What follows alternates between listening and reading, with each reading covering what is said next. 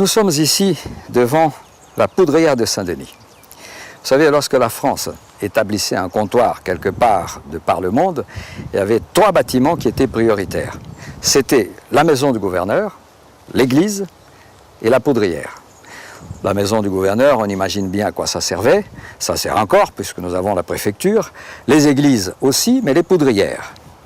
Nous n'avons que 2 qui sont préservées en bon état à l'île de la Réunion. Celle de Saint-Paul et celle de Saint-Denis, qui est transformée en chapelle aujourd'hui.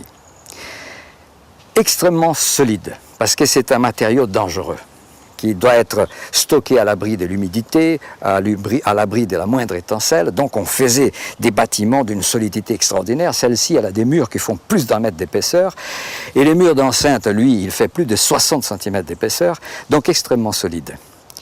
La poudrière de Saint-Paul et celle-ci, elles ont 2 histoires différentes.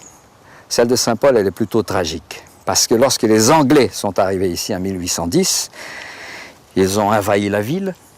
Notre armée, à l'époque, représentait 300 militaires à tout casser, alors que les Anglais étaient là avec 26 navires, plus de 2600 militaires.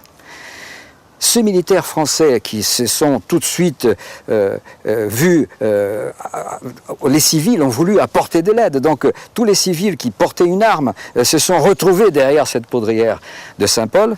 Mais le gouverneur de Brulis était sûr que si jamais il donnait l'autorisation pour que ces militaires et non militaires armés entraient dans la ville pour essayer de faire face aux Anglais, ça aurait été un carnage. Et vous savez, en situation de guerre, souvent, malheureusement, quelle que soit la décision qu'on prend, c'est la mauvaise. Et c'est pour ça qu'il est venu ici, à la maison du gouvernement, et il s'est suicidé, le gouverneur de Brulis. Mais enfin, la poudrière de Saint-Denis, elle a une histoire qui est tout à fait différente. C'est pas tragique. Elle va plutôt dans les comiques. Parce que juste ici, là, derrière la poudrière, passait la piste des chevaux de course. La tribune était derrière.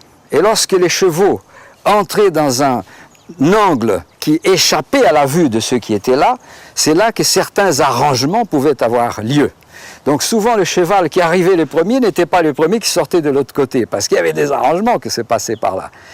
Cette poudrière a mis le feu aux poudres à pas mal de discussions, à pas mal de procès. Malgré tout, aujourd'hui, c'est une église qui s'est installée là-dedans. Et l'église est aussi, pour les croyants, une sorte de forteresse.